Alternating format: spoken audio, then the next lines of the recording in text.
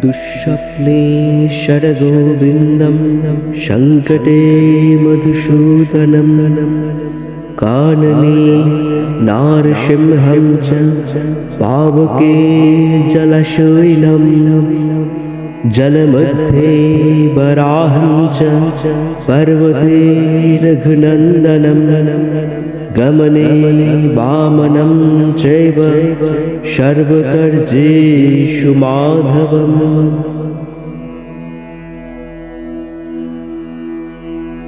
दुःस्वप्ने शरगोविन्दं शङ्कटे मधुसूदनं कानने नारसिंहं च पावके जलशयनं जलमध्ये वराहं च पर्वते रघुनन्दनं गमने वामनं चैव सर्वकर्जेषु माधवम्।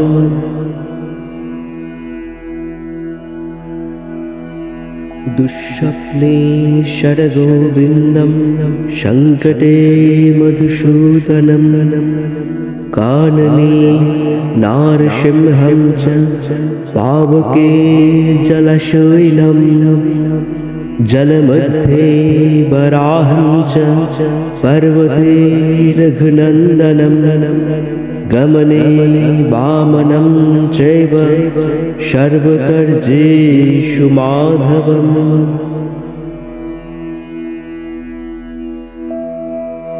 दुःस्वप्ने शरगोविन्दं शङ्कटे मधुसूदनं कानने नारसिंहं च पावके जलशयनं जलमध्ये वराहं च पर्वते रघुनन्दनं गमने वामनं चैव सर्वकर्जेषु माधवम्।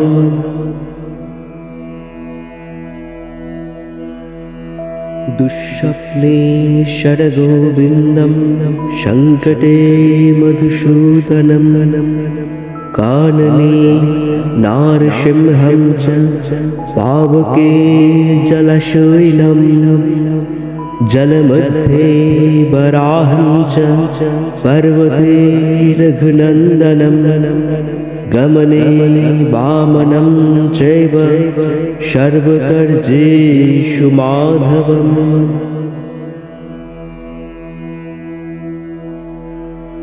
दुःस्वप्ने शरगोविन्दं शङ्कटे मधुसूदनं कानने नारसिंहं च पावके जलशयनं जलमध्ये वराहं च पर्वते रघुनन्दनं गमने वामनं चैव सर्वकर्जेषु माधवम्।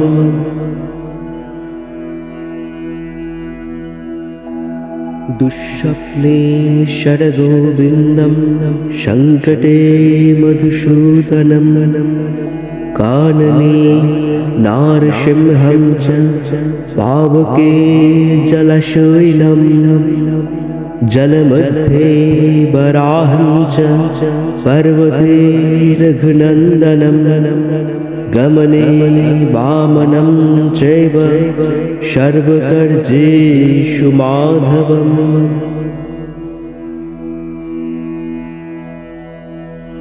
दुःस्वप्ने शरगोविन्दं शङ्कटे मधुसूदनं कानने नारसिंहं च पावके जलशयनं जलमध्ये वराहं च पर्वते रघुनन्दनं गमने वामनं चैव सर्वकर्जेषु माधवम्।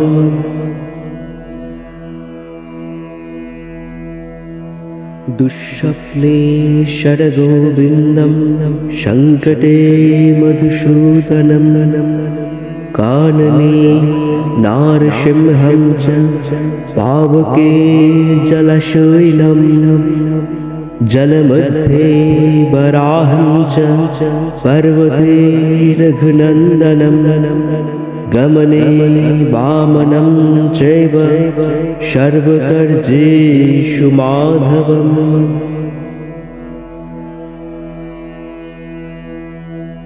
दुःस्वप्ने शरगोविन्दं सङ्कटे मधुसूदनं कानने नारसिंहं च पावके जलशयनं जलमध्ये वराहं च पर्वते रघुनन्दनं गमने वामनं चैव सर्वकर्जेषु माधवम्